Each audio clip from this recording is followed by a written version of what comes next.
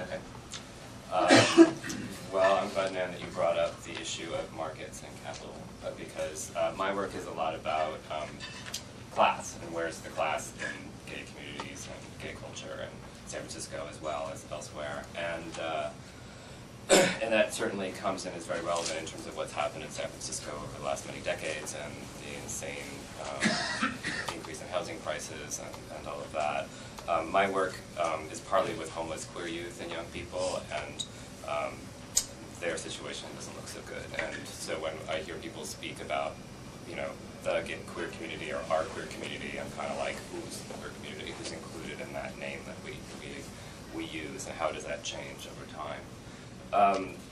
I thought the question was interesting for this panel, just because what first came to mind is, you know, what do queer neighborhoods do for cities? Is the historical question has been, what do cities do for queer neighborhoods? You know, with the queer community, that historically we think of the urban space as what's enabled the birth of queer culture, along with industrialization and World War II and all of that. And it seemed kind of interesting to me to think about capital in that regard, because the question sounds a little bit like we're marketing ourselves to cities, in the same way that, like, corporations, you know, Mercedes, you know, is pitting, you know, Memphis versus, you know, Tallahassee, and trying to get more tax breaks or whatever from whichever one, and it seemed kind of an interesting parallel for that. So there's a story, in terms of relation to my work, there's a long kind of origin myth for gay culture, and that is that queer young people grow up in communities that aren't supportive or hostile to them, and they have to leave that community of origin, find their way to a queer culture community that is supportive, and thus sort of become a full-fledged gay citizen. And, you know, we can argue about whether or not that is historically true, but it's a story that does not seem to pan out anymore in terms of thinking about what's happening, especially with homeless queer youth in the city, and there are many reasons for that. So let's see.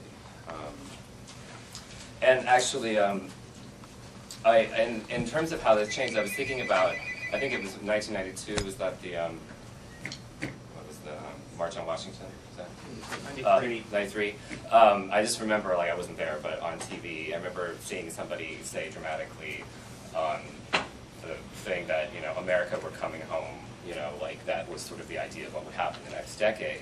And just recently, going through the holidays, and you were in San Francisco, no one's here, you know, and it used to be a decade ago, 15 years ago, it was normal for, you know, we were gay orphans, you know, we didn't go home, we couldn't go home, and I just thought it was, the flip-flop is not that well noticed, and being somebody who doesn't go home, it's particularly striking to me, but that's a really pretty pronounced shift, and I just thought, you know, given how corny that kind of sounded back in 1993, that she was right. And and then thinking about things like the way that communities were fostered around things like holidays and, you know, orphans' holidays, orphans' Thanksgivings, that kind of thing, that those kinds of phenomena don't really seem to be happening in San Francisco, at least. I don't know about elsewhere. And then I was also thinking about the idea of gay Mecca, which, you know, everybody's heard, and homeless kids call it that, and everybody calls it that. And that it actually might be the more accurate term now, that, you know, historically, it was a place, San Francisco was a place people moved to build a life, and partly because they could afford to do so. You know, you could pile into a house and pay $100 or $200 in rent and have some, you know, working class job and get by. You cannot do that anymore here. And so that now that, and seeing how people actually do, that San Francisco is a place people come to visit, and that the tourist dollars, certainly the city has gone out seeking those tourist dollars, but that, you know, it does serve some national and international function in that regard. What else was I going to say? So, and kind of in line with what Dawn had sort of said about what I was thinking, that when we think about urban life and urban issues, you know, there's this kind of like the academic literature in the U.S. tends to focus on, you know, Chicago, New York, L.A., And there's this idea that San Francisco is, it's so gay, it's so liberal, it's so this, it's so that, that, if you study San Francisco, well, what do you have to say about anything else in the United States? And I actually am thinking very much that that's wrong for particular reasons, and that's that San Francisco, there are some very unique things about it. I mean, we have the highest concentration of PhDs in the country, besides one other area, and the kinds of boom economies that we just continually seem to be able to recreate ourselves to become this place of massive capital accumulation. And now it's biotech, and it was .com, and it was software, and it was computers, and it was gold, and the whole.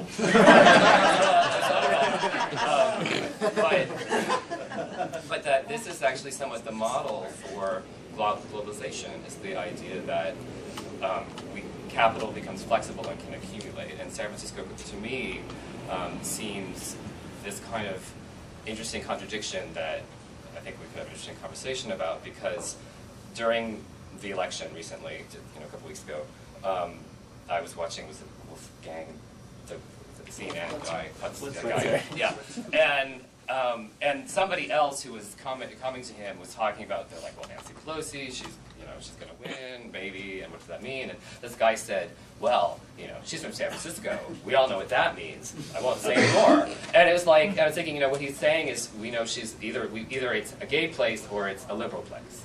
And I was thinking that this sort of constant invocation of San Francisco as a liberal place is really wrong, and is not really it's not really being critically thought through, because while there's the distinction between being civil liberties and laws, and if you have money, then you're fine.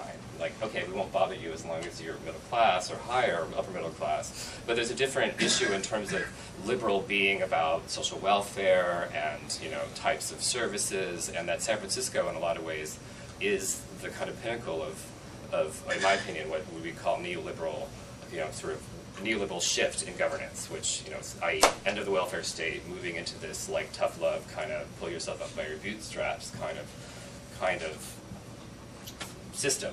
And I guess just one thing to sort of conversation is thinking in the history of our own mayor, that it's a very strange combination to think that Gavin Newsom got into office by an anti-homeless campaign that was very, very ugly. And it's and yet once in that office, very soon after, he was the person to try to make gay marriage legal.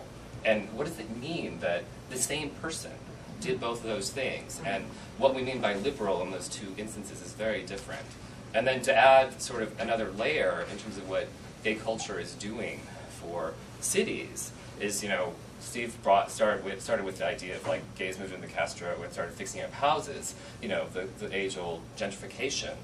That, when I first lived in North Carolina, I lived on a street, it was a very pronounced example, but, poorish black neighborhood, some gays moved into this one part of it. There were 7 or 8 people after I moved in there realizing they're gay, and in 1 year, my rent went up 40%, as an example. Gays gentrify neighborhoods. That may be what we do for cities. And I think another question to think about is that the campaign that Gavin Newsom got, the Care Not Cash campaign, that, kind of unrecognized parallel in that is that MUMC, no offense, but it had a campaign called Spare Change, Don't Give It Out a few years earlier. And while the connection wasn't made, it seemed very obvious that that campaign got its inspiration, at least in part, from something that was produced by a gay merchants association. And in that context, what does liberal mean anymore? And where does economics and class fit in that picture? So, great.